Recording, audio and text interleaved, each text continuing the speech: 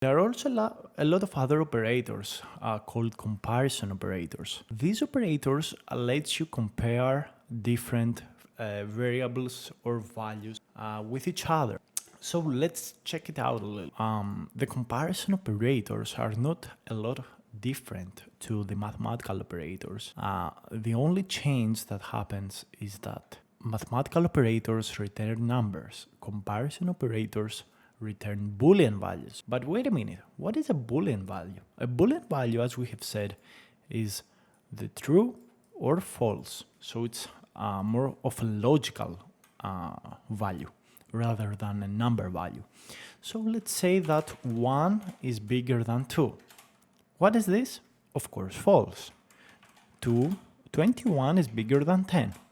This is true.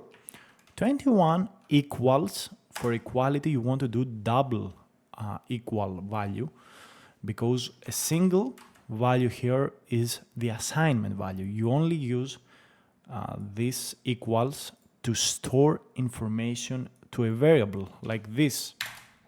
If you want to check if alpha equals something, you do twice equals the value of 2. And this is false, of course, because the value of a is 1. If you check it against 2, it's of course false, because a is equal to 1.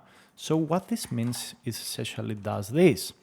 Does 1 equal 2? False. Then you also have inequality, which is a is not equal to 2, which will be true. Okay, and there are a lot of other operations as stated here.